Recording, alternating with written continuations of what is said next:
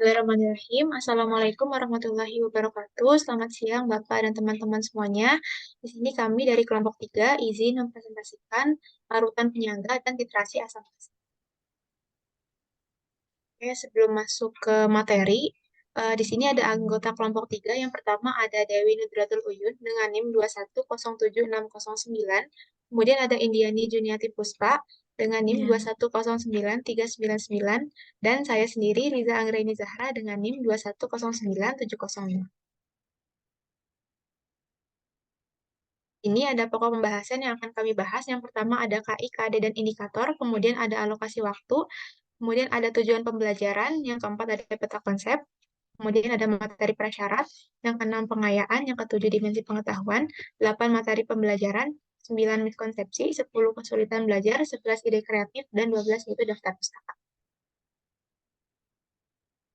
Jadi, di sini ada KI dan indikator. Yang pertama ada KI 1 yaitu tentang sikap spiritual, kemudian KI 2 mengenai perilaku sosial, kemudian KI 3 mengenai pengetahuan, dan KI 4 mengenai keterampilan. Baik, langsung masuk ke kompetensi dasar dan indikator. Di sini adalah larutan penyangga dengan kompetisi dasar 3.12, yaitu menjelaskan prinsip kerja, perhitungan pH, dan peran larutan penyangga dalam tubuh makhluk hidup. Untuk ranahnya adalah C2, kemudian ada beberapa indikator yang diturunkan dari kompetensi dasar ini, yaitu ada 4. Yang pertama, menjelaskan pengertian jenis-jenis dan prinsip kerja larutan penyangga. Ini ranahnya C2, kemudian menjelaskan peranan larutan penyangga dalam kehidupan sehari-hari, baik dalam tubuh makhluk hidup maupun dalam lingkungan. Ini ranahnya C2, kemudian menentukan jenis-jenis larutan penyangga berdasarkan prinsip kerjanya, ini ranahnya C3, dan menghitung pH larutan penyangga, ini ranahnya C4. Kemudian di sini ada KD 4.12, yaitu membuat larutan penyangga dengan pH tertentu. Untuk ranahnya ini adalah pH 5, dengan indikatornya ada dua, yaitu membuat larutan penyangga dengan pH tertentu, ini masuk ke pH 5, dan menentukan pH larutan penyangga yang telah dibuat, ini juga masuk ke pH 5. Selanjutnya, di sini ada kompetensi dasar dan indikator dari titrasi asam basa. Kompetensi dasarnya itu yaitu 3.12, menganalisis data hasil berbagai jenis titrasi asam basa, ranahnya itu adalah C4. Kemudian di sini ada 5 indikator yang diturunkan. Yang pertama, menjelaskan pengertian titrasi asam basa. Ini ranahnya adalah C2, kemudian menentukan indikator yang digunakan dalam titrasi asam basa, ini ranahnya C3. Kemudian menentukan konsentrasi atau kadar asam atau basa melalui perhitungan, ini ranahnya C3. Kemudian menganalisis titik akhir dan titik ekivalen titrasi asam basa, ini ranahnya C3. Dan yang terakhir, menyimpulkan jenis titrasi asam basa berdasarkan kurva data hasil titrasi, ini ranahnya C5. Kemudian di sini ada KD 4.13, yaitu menyimpulkan hasil analisis data percobaan titrasi asam basa, ranahnya adalah C5. Untuk indikatornya ada dua. Yang pertama, melakukan titrasi untuk menentukan konsentrasi asam asetat dari cuka pasaran, ini ranahnya adalah C3. Indikator selanjutnya adalah menyimpulkan hasil analisis data percobaan titrasi asam basa, ini ranahnya C5. Selanjutnya di sini ada kalender akademik dari kurikulum 2013 semester genap tahun ajaran 2022-2023 untuk kelas 11. Di sini itu ada total jam pelajaran dalam satu minggu itu ada 60 JP. Dan untuk materi larutan penyangga dan titrasi asam basa di sini dapat 12 JP. Masuk ke alokasi waktu untuk larutan penyangga. Di sini ada pembuka, yaitu alokasi waktunya 1 JP, kemudian untuk indikator 3.12.1 ini alokasi waktunya 1 JP, kemudian 3.12.2 ini alokasi waktunya 2 JP, 3.12.3 alokasi waktunya 1 JP, kemudian 3.12.4 ini alokasi waktunya 2 JP, dan untuk AD 4.12.1-nya 2 JP, 4.12.2-nya 2 JP, dan penutupnya adalah 1 JP. Untuk alokasi waktu titrasi asam basa, di sini pembukanya 1 JP, 3 titik, untuk indikator 3.13.1, di sini 1 JP, 3.13.2 1 JP, 3.13.3 1 JP, 3.13.4 ini 1 JP, 3.13.5 2 JP, untuk indikator 4.13.1-nya 3 JP, 4.13.2-nya 1 JP, dan penutupnya 1 JP. Untuk tujuan pembelajarannya, di sini menggunakan pendekatan saintifik.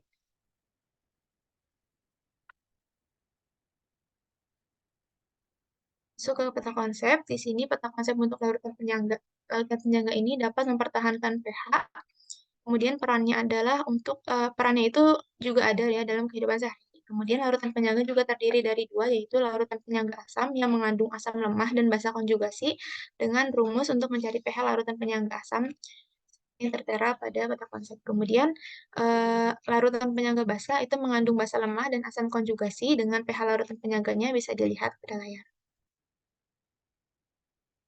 Selanjutnya masuk ke titrasi asam basa. Titrasi asam basa terdiri dari 4, titrasi asam basa asam kuat dan basa kuat, titrasi asam kuat basa lemah, titrasi asam lemah dan basa kuat, titrasi asam lemah dan basa lemah. Ini menggunakan larutan standar yang terdiri dari larutan standar primer dan larutan standar sekunder yang melibatkan indikator untuk menentukan titik akhir titrasi yang digambarkan dengan kurva titrasi dalam menentukan titik ekivalen titrasi. Baik, selanjutnya adalah materi prasyarat dan pengayaan yang akan dijelaskan oleh rekan saya. Baik, selanjutnya materi prasyarat dan pengayaan. Untuk yang pertama, materi prasyarat dan pengayaan dari materi larutan penyangga. Untuk materi prasyarat yang pertama yaitu stoikiometri, persamaan reaksi, pengukuran pH larutan menggunakan kertas indikator universal, kemudian kesetimbangan kimia, asas Lechet-Kettler atau pergeseran kesetimbangan, kemudian konsep asam basa menurut Browns-Lowry, dan yang terakhir reaksi asam basa dan perhitungannya. Untuk materi pengayaan, yaitu yang pertama pentingnya larutan penyangga dalam menjaga kondisi pH yang stabil, kemudian penggunaan larutan penyangga dalam industri, yaitu electroplating atau penyepuhan dan penanganan limbah. Kemudian untuk materi titrasi asam basa. Untuk materi prasyarat yang pertama teori asam basa meliputi Arrhenius, Browns-Lowry, dan Lewis. Kemudian stoikiometri yaitu konsep mol dan molaritas. Yang ketiga sifat larutan dan reaksi netralisasi. Untuk materi pengayaan yaitu titrasi NH dengan HCl untuk menentukan kadar basa pada pupuk dan titrasi redoks yaitu permanganometri, iodometri, dan iodimetri.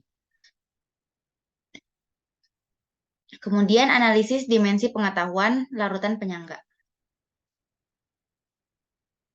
Untuk yang pertama dimensi faktual, yaitu pada kehidupan sehari-hari, saat kita makan makanan asam, secara kimiawi akan banyak ion H+ yang masuk ke dalam tubuh. Masuknya H+ ini seharusnya membuat pH darah di dalam tubuh kita menjadi turun atau menjadi asam. Beruntung kita punya senyawa penyangga di dalam darah yang mampu mengikat H+ sehingga pH darah kita kembali stabil. Adapun reaksi yang terjadi yaitu H+ plus HCO3 menghasilkan H2CO3. Lalu bagaimana ketika tubuh kita mengonsumsi makanan atau minuman yang mengandung basa? Hal ini akan meningkatkan pH darah dan membuatnya menjadi basa. Tapi jangan takut, masuknya ion OH- ini baik dari makanan atau minuman basa akan ditangkap oleh senyawa penyangga, yaitu reaksinya OH- plus H2CO3 menghasilkan HCO3- plus H2O. Kemudian next, dimensi konseptual. Yang pertama, prinsip larutan penyangga. Larutan penyangga atau buffer ini adalah larutan yang harga pH-nya tidak mudah berubah dengan penambahan sedikit asam atau sedikit basa ataupun pengenceran. Yang kedua, prinsip pengaruh asam basa terhadap larutan penyangga yaitu yang pertama, larutan penyangga asam. Larutan penyangga asam ini dapat mempertahankan pH kurang dari 7. Kemudian yang kedua, larutan penyangga basa. Larutan penyangga basa ini mempertahankan pH lebih dari 7. Prinsip larutan penyangga dalam kehidupan sehari-hari yang pertama yaitu larutan penyangga dalam darah. Derajat keasaman dalam darah atau pH dalam tubuh manusia itu berkisar 7,35 sampai 7,45 atau rata-rata 7,4. Next. Kemudian larutan penyangga dalam ludah. Larutan penyangga dalam ludah ini H2PO4- atau HPO42- yang berfungsi menjaga mulut pada pH sekitar 6,8 6,8 dan sistem penyangga ini berperan dalam penetralan asam-asam yang terbentuk dari fermentasi sisa-sisa makanan. Kemudian larutan penyangga ini ada dalam air laut dan memiliki pH 8,1 sampai 8,4. Next. Kemudian dimensi prosedural. Yang pertama yaitu pembuatan larutan penyangga asam. Larutan penyangga asam ini terdiri dari asam lemah dan asam lemah dan basa konjugasi. Untuk membuat larutan ini, hal yang harus dilakukan adalah mencampurkan asam lemah dan garamnya, atau bisa juga dengan mencampurkan asam lemah berlebih dengan basa kuat. Kemudian yang kedua, pembuatan larutan penyangga basa. Larutan penyangga basa ini terdiri dari basa lemah dan asam konjugasinya. Untuk membuat larutan ini, hal yang harus dilakukan adalah mencampurkan basa lemah dan garamnya, atau bisa juga dengan mencampurkan basa lemah berlebih dengan asam kuat. Kemudian dimensi prosedural ini juga terdapat pada percobaan, yaitu percobaan yang dipilih percobaan pembuatan larutan buffer pH 7. Untuk alat dan bahannya bisa dilihat. Next. Dan ini untuk prosedur atau langkah kerjanya. Next. Kemudian yang terakhir metakognitif dari larutan penyangga. Setelah siswa mengetahui dan memahami mengenai materi larutan penyangga, diharapkan siswa dapat mengaplikasikan prinsip larutan penyangga dalam kehidupan sehari-hari. Contohnya, menyelidiki penggunaan asam sitrat dan natrium sitrat untuk menjaga pH buah dalam kaleng. Next. Kemudian analisis dimensi pengetahuan pada materi titrasi asam basa.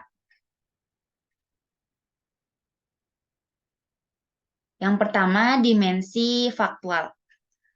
Pada dimensi faktual ini, reaksi penetralan yang sangat berguna bagi manusia adalah salah satunya produksi asam lambung, yaitu HCl yang berlebihan dapat dinetralkan dengan senyawa basa pada obat lambung, yaitu MgOH2.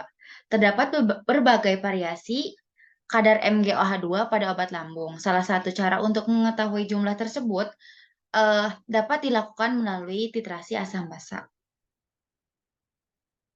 Kemudian yang kedua, dimensi konseptual.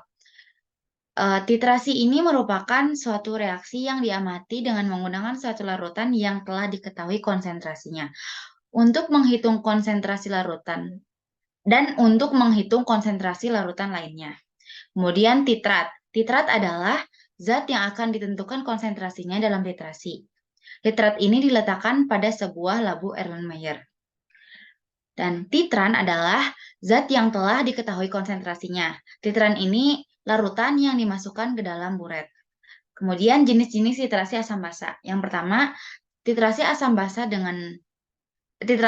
kuat dengan basa kuat. Yang kedua, titrasi asam kuat dengan basa lemah. Yang ketiga, titrasi asam lemah dengan basa kuat. Yang keempat, titrasi asam lemah dengan basa lemah. Next. Kemudian dimensi konseptual ini juga terdapat pengertian dari titik ekuivalen, yaitu titik di mana asam telah bereaksi sempurna dengan basa. Kemudian titik akhir titrasi. Titik akhir titrasi ini adalah titik atau keadaan di mana reaksi telah berjalan sempurna dan dapat diamati melalui perubahan warna indikator. Kemudian indikator sendiri adalah zat yang memiliki perbedaan warna yang mencolok dalam medium asam atau basa. Kemudian dimensi prosedural. Pada dimensi ini, percobaan yang dipilih yaitu percobaan titrasi asam lemah atau CH3COOH dengan basa kuat yaitu NaOH. Untuk alat dan bahannya bisa dilihat. Dan ini untuk langkah kerjanya atau prosedur. Selanjutnya, materi inti dari larutan penyangga. Yang pertama yaitu pengertian dari larutan penyangga sendiri, kemudian jenis larutan penyangga. Jenis larutan penyangga ini yaitu larutan penyangga yang bersifat asam atau sistem penyangga asam lemah dan basa konjugasinya. Yang kedua, larutan penyangga yang bersifat basa atau sistem penyangga basa lemah dan asam konjugasinya. Yang ketiga, sifat larutan penyangga. Yang keempat, prinsip kerja larutan penyangga, yaitu meliputi pengaruh penambah sedikit asam terhadap larutan penyangga, pengaruh penambahan sedikit basa terhadap larutan penyangga, dan pengaruh pengenceran terhadap larutan penyangga. Kemudian, perhitungan pH larutan penyangga. Yang pertama, larutan penyangga dari asam lemah dan basa konjugasinya, larutan penyangga dari basa lemah dan asam konjugasinya, larutan penyangga dari asam lemah dan basa kuat, larutan penyangga dari basa lemah dan asam kuat, dan larutan penyangga dengan pengenceran. Yang terakhir ada pH larutan penyangga dengan penambahan sedikit asam atau basa. Kemudian peran larutan penyangga. Peran larutan penyangga ini terdapat pada tubuh makhluk hidup dan pada lingkungan. Next. Kemudian materi inti dari titrasi asam basa.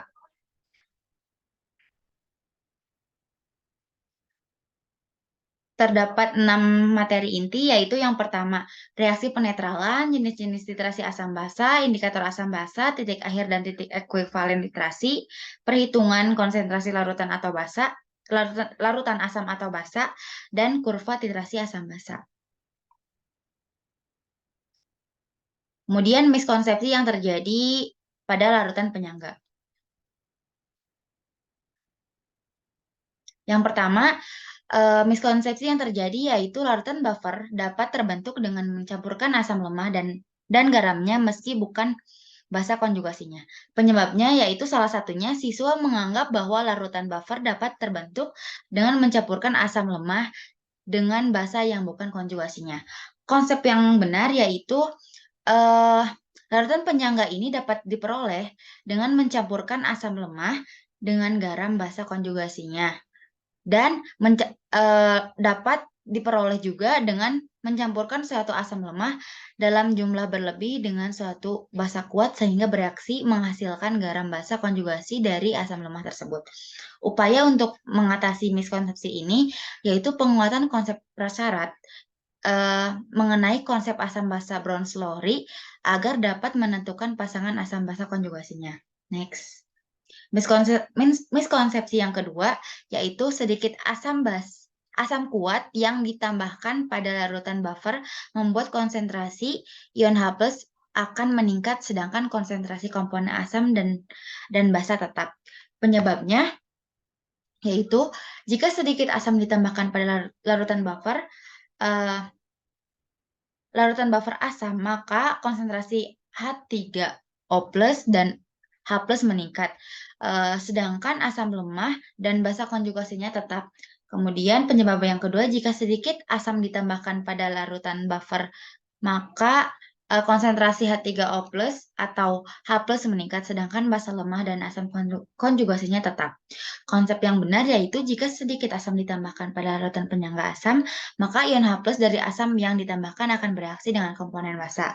Jika pada larutan penyangga asam ditambahkan sedikit basa, maka akan terjadi reaksi netralisasi antara ion OH- dan asam lemah. Upaya untuk mengatasinya yaitu diperlukan penguatan konsep yang perlu divisualisasikan terkait dengan proses reaksi secara molekuler kepada siswa. Kemudian miskonsepsi yang ketiga yaitu siswa menganggap bahwa jika menambahkan sedikit basa ke basa atau asam lemah dapat meningkatkan atau menurunkan pH larutan. Selain itu, jika basa kuat ditambahkan ke larutan buffer OH, maka akan bereaksi dengan H+ menghasilkan H2O dan H+ yang dihasilkan lebih banyak sehingga mempertahankan perubahan pH. Penyebabnya yaitu siswa mengalami kesalahpahaman terhadap konsep kesetimbangan. Konsep yang sebenarnya yaitu jika menambahkan basa kuat ke dalam larutan buffer, reaksi akan terjadi antara basa kuat dan ion hidrogen dari pasangan konjugat asam basa dalam larutan. Reaksi ini akan membentuk H2O atau ion yang memiliki asam lemah gitu. H+ yang dihasilkan juga kompensasi penambahan basa kuat sehingga pH larutan buffer akan cenderung tetap stabil atau mengalami perubahan yang sangat kecil. Upaya untuk mengatasinya yaitu guru dapat melakukan eksperimen di lab atau di lingkungan yang terkontrol untuk menunjukkan secara langsung bagaimana penambahan basa mempengaruhi pH dalam larutan asam atau basa. Eksperimen ini juga melibatkan pengukuran pH sebelum dan sesudah penambahan basa. Kemudian miskonsepsi selanjutnya yaitu larutan penyangga. Larutan penyangga itu ada asam lemah atau basa lemah dengan garamnya. Jadi, jika kedua senyawa tersebut garam, maka tidak bisa dijadikan sebagai penyangga. Uh, penyebab miskonsepsi ini yaitu siswa hanya menghafal secara cepat bahwa komponen larutan penyangga adalah asam atau basa lemah dengan garamnya tanpa memahami konsep yang tepat. Penyebabnya juga bisa jadi dari guru yang sering menyingkat komponen larutan penyangga agar lebih mudah diingat. Konsep yang sebenarnya yaitu penyangga ini adalah campuran asam atau basa yang terionisasi sebagian dengan garam yang terionisasi sempurna sehingga terbentuk kesetimbangan asam basa pada asam atau basa lemah dengan ion dari garam dalam larutan. Upayanya yaitu diperlukan pemahaman mendalam mengenai komponen dari larutan penyangga dan penting juga bagi guru untuk menjelaskan secara jelas dan sesuai dengan konsep untuk meminimalisir penyebab miskonsepsi yang berasal dari guru. Kemudian miskonsepsi selanjutnya yaitu larutan penyangga tidak akan berubah pH-nya karena jika asam dan basa dicampur maka akan terbentuk larutan yang selalu bersifat netral. Penyebabnya yaitu siswa kurang memahami perbedaan antara reaksi yang menghasilkan larutan penyangga dengan suatu reaksi penetralan. Konsep yang sebenarnya yaitu larutan penyangga tidak akan berubah pH-nya karena memiliki komponen yang saling mempertahankan harga pH. Komponen tersebut antara lain adalah komponen asam yang menahan kenaikan pH dan komponen basa yang menahan penurunan pH. Upaya untuk mengatasinya yaitu meningkatkan literasi pada literatur textbook untuk siswa sehingga meminimalisir miskonsepsi mengenai sifat larutan penyangga. Kemudian miskonsepsi selanjutnya yaitu siswa menganggap pH larutan buffer tidak akan berubah jika ditambahkan sedikit asam atau basa kuat. Penyebabnya yaitu siswa memiliki pemahaman yang salah atau terbatas tentang konsep larutan buffer. Mereka menganggap bahwa larutan buffer benar-benar tetap pada pH tertentu tanpa memahami bahwa larutan buffer dirancang untuk mengimbangi perubahan pH dengan menetralkan penambahan asam atau basa. Konsep yang sebenarnya yaitu larutan penyangga adalah larutan pH yang pH-nya tidak berubah sama sekali jika ditambahkan air. Dan jika ditambahkan sedikit asam atau basa dapat berubah, namun perubahannya tidak signifikan atau sedikit. Kemudian upayanya yaitu guru dapat melakukan eksperimen sederhana di lab atau kelas yang menunjukkan bagaimana larutan buffer bereaksi terhadap penambahan asam atau basa kuat. Dan ini dapat membantu siswa secara visual melihat perubahan pH yang terjadi. Kemudian miskonsepsi selanjutnya yaitu sebagian besar siswa sudah memahami komponen buffer asam, yaitu asam lemah dan basa konjugasinya. Tetapi tidak dapat menjelaskan dengan benar bagaimana mengetahui komponen buffer asam. Penyebabnya yaitu siswa berasumsi bahwa buffer ini bersifat asam dan larutan dibuat dari basa lemah dan garamnya atau asam kuat dan garamnya. Konsep yang sebenarnya yaitu komponen buffer dalam larutan asam dapat dibuat dengan mencampurkan asam lemah dengan basa konjugasinya atau mencampurkan kelebihan asam lemah dengan jumlah asam kuat yang terbatas. Upaya untuk menanggulanginya yaitu guru mendorong siswa untuk memahami bahwa larutan buffer ini terdiri dari pasangan asam lemah dan basa konjugatnya, dan jelaskan juga bahwa asam lemah memiliki kemampuan untuk menerima ion hidrogen, sementara basa memiliki kemampuan untuk menerima ion hidroksida. Kemudian ini miskonsepsi pada literasi asam basa. Yang pertama, Miskonsepsi yang terjadi yaitu siswa mengalami kesulitan dalam menuliskan reaksi netralisasi titrasi asam basa. Penyebabnya yaitu karena kurangnya pemahaman yang kuat tentang konsep asam basa serta bagaimana reaksi netralisasi ini antara keduanya terjadi sehingga siswa sulit untuk mengidentifikasi reaksi netralisasi yang tepat. Konsep yang sebenarnya yaitu reaksi netralisasi adalah reaksi kimia antara asam dan basa membentuk garam dan air. Reaksi ini menghasilkan larutan netral. Artinya, konsentrasi ion hidrogen atau H+ dan ion hidroksida atau OH- sama sehingga menghasilkan pH 7. Upaya untuk mengatasinya yaitu guru memastikan bahwa siswa memiliki pemahaman yang kuat mengenai konsep dasar asam basa, eh, maupun konsep ion hidrogen dan ion hidroksida serta bagaimana reaksi netralisasi menghasilkan air dan garam. Kemudian jelaskan juga bagaimana perbandingan molekul dan ion yang terlibat dalam reaksi netralisasi dapat digunakan untuk menentukan penetralan. Kemudian miskonsepsi yang kedua yaitu sebagian besar siswa menyebutkan penoftalin sebagai indikator asam kuat dan basa kuat karena siswa sudah mengenal penoftalin pada saat praktikum titrasi sebelumnya gitu. Dan siswa ini hanya menggunakan indikator tersebut sehingga jarang menggunakan indikator lain sebagai indikator titrasi asam kuat dan basa kuat. Penyebabnya yaitu sekolah yang kurang tepat dan kurang terarah dalam proses belajar mengajar sehingga siswa salah dalam mengartikan suatu konsep tertentu. Konsep yang sebenarnya yaitu pada titrasi asam kuat dan basa kuat bisa menggunakan indikator metil merah, klorofenol biru, timol biru, kresol merah, dan penoptelin karena lintasan indikatornya berada di sekitar titik ekuivalennya. Upaya untuk mengatasinya yaitu selama pembelajaran, guru sebaiknya memberikan pengenalan lebih lanjut mengenai jenis indikator yang digunakan dalam titrasi, dan jelaskan juga selain penoptelin ada beberapa indikator seperti metil orange, metil merah, bromtimol biru, atau lakmus. Jelaskan juga karakteristik dari masing-masing indikator yang digunakan. Next. Kemudian miskonsepsi selanjutnya yaitu siswa belum memahami rumus hidrolisis garam sehingga siswa belum bisa menggunakan rumus buffer dalam menyelesaikan masalah pada indikator. Penyebabnya yaitu hal ini disebabkan karena pemahaman tentang konsep buffer dan hidrolisis suatu garam masih lemah. Konsep yang benar yaitu sesuai dengan penelitian yang dilakukan oleh Indrayani untuk menentukan pH larutan dalam proses titrasi asam basa memerlukan pemahaman yang baik tentang konsep asam basa kuat maupun asam basa lemah, larutan buffer, dan hidrolisis.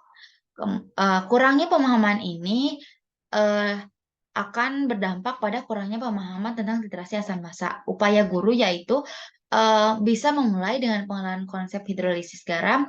Jelaskan bahwa ketika garam larutan terurai dalam air dapat terjadi reaksi dengan air yang menghasilkan ion hidrogen dan ion hidroksida.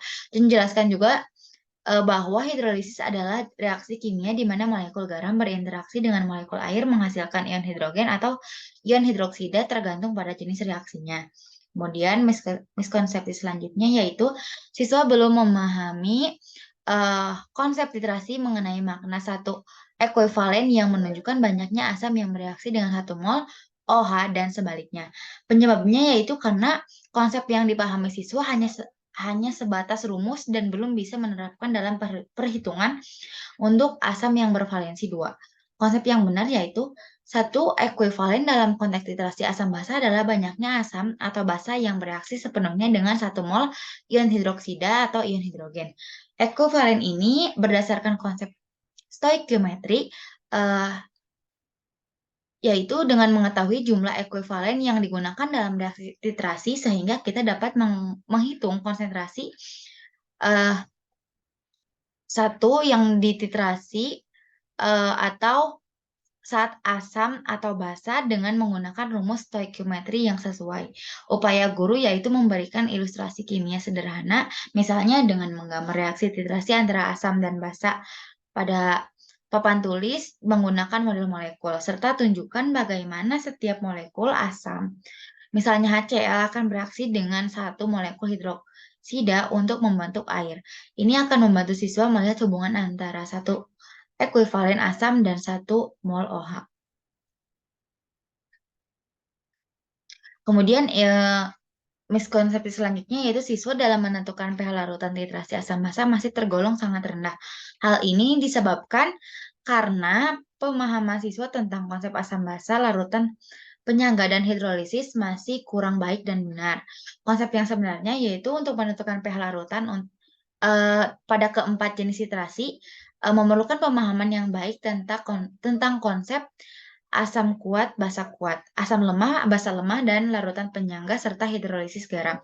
Upaya guru yaitu dapat memperkuat pemahaman tentang pH, termasuk pengertian pH, skala pH, dan bagaimana pH mengukur tingkat keasaman atau kebasahan suatu larutan. Serta jelaskan juga penggunaan indikator pH dalam titrasi dan jenis indikator yang digunakan dalam berbagai situasi titrasi dan bagaimana mereka berfungsi. Selanjutnya, kesulitan belajar akan disampaikan oleh rekan saya. Baik, selanjutnya untuk kesulitan belajar pada materi larutan penyangga. Jadi, kesulitan belajar pada materi larutan penyangga ini ada dua faktor, meliputi faktor internal, yaitu eh, penyebab kesulitan belajar larutan penyangga meliputi minat belajar kimia siswa rendah, kemudian motivasi belajar kimia siswa rendah, pemahaman terhadap konsep-konsep pada materi larutan penyangganya rendah, kemudian pemahaman terhadap konsep prasyarat materi larutan penyangga rendah, dan kemampuan matematika siswa yang lemah. Lalu ada faktor eksternalnya, yaitu penyebab kesulitan belajar siswa pada materi larutan penyangga meliputi pengaruh negatif dari teman sebaya, fasilitas pendukung pembelajaran yang kurang memadai, dan metode mengajar yang diterapkan oleh guru kurang sesuai. Seperti itu. Selanjutnya, nah, untuk kesulitan belajar pada materi titrasi asam basa, ini siswa mengalami kebingungan dalam menentukan indikator berdasarkan trayek pH karena belum pernah diberikan contoh soal atau latihan dalam menentukan indikator. Kemudian, siswa kurang terampil dalam operasi matematis pada perkalian, menghitung molaritas, pindah ruas rumus pada perhitungan molaritas dan mol, perkalian tanda negatif, dan negatif pengakaran. Kemudian, siswa kesulitan dalam memahami konsep kimia meliputi reaksi ionisasi sebagai penentu valensi asam basa kuat, molaritas dengan konsentrasi ion H+, penentuan molaritas, penentuan pH asam basa lemah jika diketahui derajat ionisasi, rumus menghitung pH asam basa lemah yang berhubungan dengan derajat ionisasi, membedakan senyawa asam basa kuat dengan asam basa lemah, kemudian membedakan senyawa asam basa, terus penentuan pH asam lemah setelah pengenceran, rumus penentuan pH asam basa lemah jika diketahui molaritas dan Ka atau Kb-nya, kemudian membedakan penentuan pH penyangga asam basa dengan pH asam basa, dan penentuan massa berdasarkan pH yang diketahui. Untuk selanjutnya, di sini ada ide kreatif. Ide kreatif di sini meliputi yang pertama itu ada permainan Fine Words larutan penyangga. Jadi dalam permainan ini siswa disajikan beberapa pertanyaan, ada 6 pertanyaan dan nanti akan disajikan tabel seperti tabel kata-kata secara acak dan siswa harus mencari jawaban dari tiap pertanyaan tersebut di tabel yang diacak-acak itu. Nah, selanjutnya kemudian ada permainan hit the red, larutan penyangga. Jadi di sini ntar bakal ada pertanyaan-pertanyaan seperti contohnya pada gambar di sini ada pukul tikus mondok yang merupakan larutan penyangga dan di sini ada tikus-tikus yang memunculkan nama-nama larutan penyangga seperti bukan nama tapi komponen larutan penyangga seperti NH4Cl dan NH3. Apakah itu merupakan larutan penyangga atau bukan? Ntar yang merupakan larutan penyangga bisa langsung dipukul dan yang bukan jangan dipukul. Untuk selanjutnya. Nah, kemudian ini ada ide kreatif untuk literasi asam bahasa, ada find a match literasi asam bahasa. Jadi ntar bakal ada kartu-kartu yang tertutup dan bakal ada satu kartu pertanyaan dan satu kartu jawaban di mana ntar siswa tuh harus mencari pasangannya. Misalkan contohnya ntar dikasih saat siswa membuka kartu pertanyaan akan ada pertanyaan reaksi asam dan basa. Nah, itu kan disebut reaksi apa. Ntar bakal ada siswa harus nyari lagi kartu yang pasangannya merupakan jawaban dari pertanyaan tersebut. Untuk ide kreatif ini bisa memancing siswa untuk lebih kreatif karena nanti guru akan menerangkan bahwa ada web yang namanya Word Wall di mana siswa bisa membuat game sendiri mengenai materi-materi kimia tertentu. Untuk selanjutnya, untuk video praktikum itu ada yang pertama praktikum larutan penyangga. Jadi praktikum larutan penyangga ini selanjutnya praktikum larutan penyangga ini sesuai dengan IPK yang telah kami buat, yaitu untuk mempelajari sifat-sifat larutan penyangga. Di sini ada tujuannya atau ada LKPD praktikum larutan penyangga. Tujuan praktikum ini adalah untuk mempelajari sifat larutan penyangga dan bukan larutan penyangga dengan penambahan sedikit asam, basa maupun pengenceran. Berikut alat dan bahannya bisa dibaca. Selanjutnya, ini masih di LKPD yang sama, ada langkah kerjanya.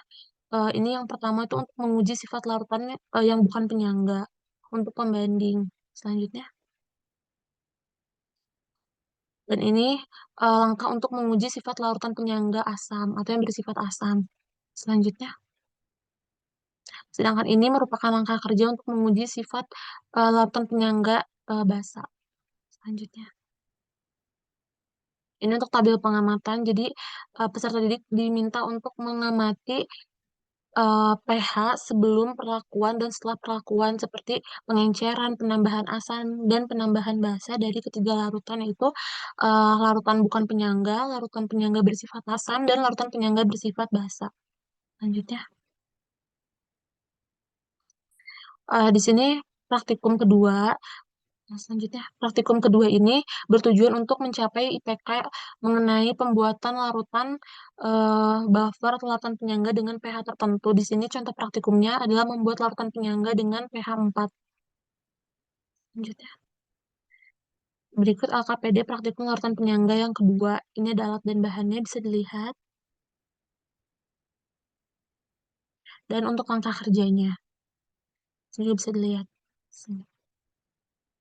Untuk tabel pengamatan ini, siswa peserta didik diminta mengamati volume titran sebelum dan sesudah titrasi dan warna titrat sebelum dan setelah titrasi.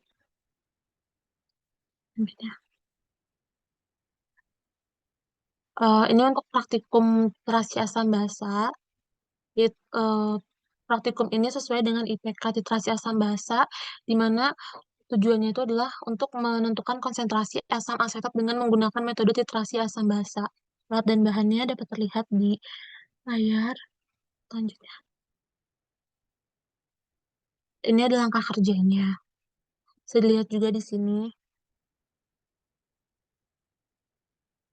Dan ini untuk tabel pengamatannya. Tabel pengamatannya, karena ini titrasi untuk menentukan konsentrasi, jadi membutuhkan volume titrannya. Jadi yang diamati adalah volume titran sebelum dan sesudah reaksi, serta warna titrat sebelum dan sesudah reaksi.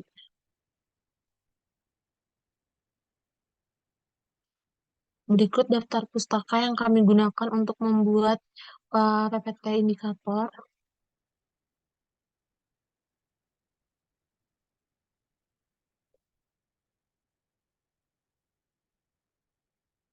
Baik, terima kasih telah selesai. Saya kembalikan kepada rekan saya.